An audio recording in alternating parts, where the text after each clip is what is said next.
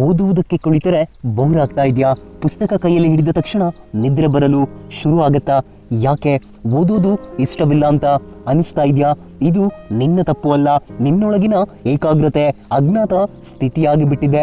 ಓದೋದರ ಬದಲು ಮೊಬೈಲ್ ಹಿಡಿದು time pass ಮಾಡುವಾಗ ಎಷ್ಟು ಸುಲಭ ಅಂತ ಅನಿಸುತ್ತೆ. ಇದಕ್ಕೆ ಕಾರಣ ಏನು ಗೊತ್ತಾ? ನಮ್ಮ ಮೆದುಳು ತಕ್ಷಣದ ಆನಂದದ ಕಡೆಗೆ ಬೇಗನೆ ಗಮನ ಕೊಡುವಂತೆ ಮಾಡುತ್ತದೆ. ಆದರೆ ಓದುವುದು ಇದು ತಕ್ಷಣದ ಆನಂದವಲ್ಲ, ಆದರೆ ಇದರಲ್ಲಿ ಅಡಗಿದೆ ಭವಿಷ್ಯದ ಬದಲಾವಣೆ. ಅದು ಯಾರು ತಮ್ಮ ಭವಿಷ್ಯದ ಗುರಿಗಳನ್ನು ಸಾಧಿಸಿದ್ದಾರೋ ಅವರಿಗೆ ಓದೋಕೆ ಸಮಯವಿಲ್ಲದಿದ್ದರೂ ಕಷ್ಟದ ನಡುವೆ ಅವರು ಓದಿದರು. ಆದರೆ ನಮ್ಮ ಬಳಿ ಸಮಯವಿದ್ದರೂ ಬೋರ್ ಅಂತ ದೂರ ಇರುತ್ತೇವೆ. ಈಗ ಓದುವುದಕ್ಕೆ ನಮಗೆ ಮನಸ್ಸಿಲ್ಲ ಅಂದರೆ ನಮ್ಮ ಭವಿಷ್ಯದ ಗುರಿ ಸ್ಪಷ್ಟವಿಲ್ಲ ಎಂದೇ ಅರ್ಥ. ಗೆಳೆಯ, ಒಮ್ಮೆ ನಿನ್ನ ಕನಸನ್ನ ಕಣ್ಮುಚ್ಚಿ ಸ್ಪಷ್ಟವಾಗಿ ನೋಡು.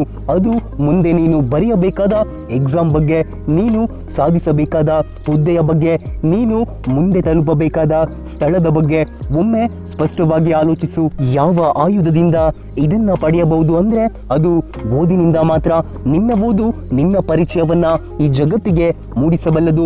ಅವಮಾನಿಸಿದವರ ಮುಂದೆ ನಿನ್ನ ಗೆಲುವಿನ ಸಂಭ್ರಮ ಮೂಡಿಸಬೇಕಾದರೆ ಓದಲೇಬೇಕಾಗಿದೆ. ಹೆತ್ತವರ ಕಣ್ಣಿನ ಬಿಂಬವನ್ನ ನಗುಗೊಳಿಸಬೇಕಾದರೆ ಓದಲೇಬೇಕಾಗಿದೆ.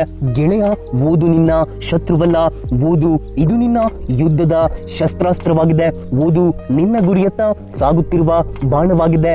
ನೀನು ಸರಿಯಿಲ್ಲ ಎಂದವರ ಮುಂದೆ ತಲೆ ಎತ್ತಿ ನಿಂತು ನಾನು ಸಾಧಿಸುತ್ತೀನಿ ಅಂತ ಹೇಳೋ ಶಕ್ತಿ ಓದುವುದರಲ್ಲಿದೆ. ಇತಿಹಾಸದಲ್ಲಿನ ಪುಟಗಳು ನಿನ್ನ ಹೆಸರನ್ನ ಬಿಂಬಿಸುವಂತೆ ಮಾಡುವ ಶಕ್ತಿ ಓದಿಗೆ ಇದೆ. ಓದುವುದರಿಂದ ನಿನ್ನ ಜೀವನ ಮಾತ್ರ ಬದಲಾಗಲ್ಲ, ಇತರರ ಜೀವನಕ್ಕೂ ನೀನು ಆದರ್ಶದ ದೀಪವಾಗುವೆ. ನೀನು ಓದೋಕೆ ಇಷ್ಟ ಇಲ್ಲ, ಮನಸ್ಸೇ ಇಲ್ಲ ಅಂತ ಹೇಳಿದ್ರೆ ಈ ಜಗತ್ತಿನ ಮುಂದೆ ನಿನ್ನನ್ನ ಕಡೆಗಣಿಸಿದವರ ಮುಂದೆ ಸೋಲು ಒಪ್ಪಿಕೊಂಡಂತಾಗುತ್ತದೆ. ಆದ್ರೆ ನೀನು ಓದೋಕೆ ಆರಂಭ ಮಾಡಿದ್ರೆ ನೀನು ಜಗತ್ತನ್ನ ಗೆಲ್ಲೋ ಯೋಧನಾಗುವೆ. ಫೇಲ್ ಆದ್ಮೇಲೆ, ಕಡಿಮೆ ಮಾರ್ಕ್ಸ್ ಬಂದ ಮೇಲೆ ಓದಬೇಕಿತ್ತು ಅಂತ ಪಶ್ಚಾತ್ತಾಪ ಪಡುವೆಯೋ? ಇಲ್ಲ, ಈಗಲೇ ನಿರ್ಧಾರ ಮಾಡಿ ಓದಲು ಕೂರುವೆಯೋ?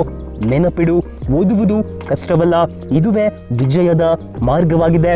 ಯಾವಾಗ ನಿನಗೆ ಓದೋಕೆ ಮನಸ್ಸಿಲ್ಲ, ವಾತಾವರಣ ಸರಿ ಇಲ್ಲ ಅನಿಸುತ್ತೋ ಆಗಲೇ ನೀನು ಕುಳಿತು ಓದಿದರೆ ನೀನು ಅಸಾಮಾನ್ಯನಾಗುವೆ. ಅದು ಯಾವಾಗ ಮನಸ್ಸು ಕೇಳಲ್ಲ ಅಂತ ಅನಿಸುತ್ತೋ ಆಗಲೇ ಕುಳಿತು ಓದಿದರೆ ನೀನು ನಿನ್ನ ಜೀವನವನ್ನ ಅವಶ್ಯವಾಗಿ ಬದಲಾಯಿಸುವೆ. ಓದು ಇದು ನಿನ್ನ ಕನಸುಗಳಿಗೆ ದಾರಿಯಾಗಿದೆ. ಓದು ಇದು ನಿನ್ನ ಕುಟುಂಬದ ನಂಬಿಕೆಗೆ ಉತ್ತರವಾಗಿದೆ. ಒಬ್ಬ ಬಾಲಕ ರಾತ್ರಿ 2 ಗಂಟೆಯವರೆಗೆ ಟ್ಯೂಬ್ಲೈಟ್ ಕೆಳಗೆ ಕುಳಿತು ಓದುತ್ತಿದ್ದ. ಎಲ್ಲ ಕಡೆ ಕುಳಿತು ಓದಲು ಮನೆಯಲ್ಲಿ ಸರಿಯಾದ ವಿದ್ಯುತ್ ವ್ಯವಸ್ಥೆ ಇಲ್ಲ. ತಂದೆ ಕೂಲಿ ಕೆಲಸ, ತಾಯಿ ಮನೆ ಕೆಲಸ, ಒಳ್ಳೆಯ ಊಟ ಮಾಡಲು ಹಣವಿಲ್ಲದ ಪರಿಸ್ಥಿತಿಯಲ್ಲಿ ಬಾಲಕ ಛಲ ಬಿಡದೆ ಓದಿದ.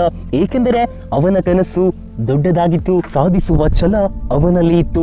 ಹಾಗೆ ಇನ್ನೊಬ್ಬ ಹುಡುಗಿ ಮುಂದೆ ಚಿಕ್ಕ ವಯಸ್ಸಿಗೆ ಮದುವೆಯಾಗಿ ಹಳ್ಳಿಯಲ್ಲಿ ಓದಿದ್ರು. ಗಾಢವಾದ ಏಕಾಗ್ರತೆಯಿಂದ ಓದಿ UPSC ಪರೀಕ್ಷೆಯಲ್ಲಿ ತೇರ್ಗಡೆಯಾದಳು. ಯಾರ ಕೊಂಕು ಮಾತಾಗಲಿ, ಯಾವ ವಾತಾವರಣವಾಗಲಿ, ಏನು ತೊಂದರೆ ಬಂದರೂ ಅದು ಇವರ ಸಾಧನೆಗೆ ಅಡ್ಡಿಯಾಗಿಲ್ಲ. ಅವರು ಯಾಕೆ ಓದಿದ್ರು ಗೊತ್ತಾ? ಏಕೆಂದರೆ ಅವರಿಗೆ ಬದಲಾಗಬೇಕೆಂಬ ತೀವ್ರ ತಪಸ್ಸು ಇತ್ತು. ನಿನಗೆ ಓದೋಕೆ ಬೋರ್ ಅನಿಸುತ್ತೆ ಅಂದರೆ ನಿನ್ನ ಓದಿನ ಹಿಂದಿನ ಉದ್ದೇಶ ನಿನ್ನ ಮನಸ್ಸಿಗೆ ತಿಳಿದಿಲ್ಲ ಅಂತ ಅರ್ಥ. ಗೆಳೆಯ, ನೀನು ಏಕೆ ಓದುತ್ತಿರುವೆ ಆಲೋಚಿಸು. ಅದು ಪಾಸ್ ಆಗೋಕ, ಒಳ್ಳೆ ಮಾರ್ಕ್ಸ್ ಪಡೆಯೋಕ, ಇಲ್ಲ ಕೆಲಸ ತಗೊಳ್ಳೋಕ? ಇದಕ್ಕೆ ಏನೆಂದು ಉತ್ತರ ಕೊಡುವೆ? ನೀನು ಓದೋಕೆ ಪ್ರಾರಂಭಿಸಿದಾಗ ನಿನ್ನೊಳಗಿನ ಶಕ್ತಿ ಏನು ಅಂತ ಗೊತ್ತಾಗತ್ತೆ. ನೀನು ಓದಿ ಕೆಲಸ ತಗೊಂಡು ಕೈಗೆ ಸಿಗುವ ಮೊದಲ ತಿಂಗಳ ಸಂಬಳವನ್ನ ತಂದೆ ತಾಯಿಯ ಕೈಗೆ ನೀಡುವ ಗಂಭೀರ ಕ್ಷಣ ಬರಬೇಕು. ಅಣ್ಣ ತಂಗಿಯರು ಹೆಮ್ಮೆ ಪಡಬೇಕು. ಮುಂದೊಂದು ದಿನ ನಿನ್ನ ಶಿಕ್ಷಕರು ಹೇಳಬೇಕು, ಅವನು ನನ್ನ ವಿದ್ಯಾರ್ಥಿ ಎಂದು.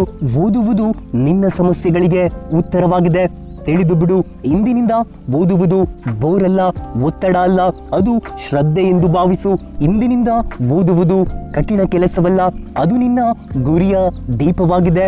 ಇಂದಿನಿಂದ ನಿನ್ನ ಕೈಯಲ್ಲಿ ಪುಸ್ತಕವನ್ನ ಹಿಡಿ, ನಿನ್ನ ಭವಿಷ್ಯವೇ ಬದಲಾಗತ್ತೆ.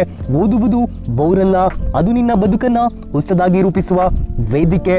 ಈಗ ನಿರ್ಧಾರ ಮಾಡು, ಇಂದಿನಿಂದ ಓದನ್ನ ಪ್ರೀತಿಸು, ಬದಲಾಗು ಹಾಗೂ ಸಾಧನೆಯ ಮೂಲಕ ಪರಿಚಯವಾಗು.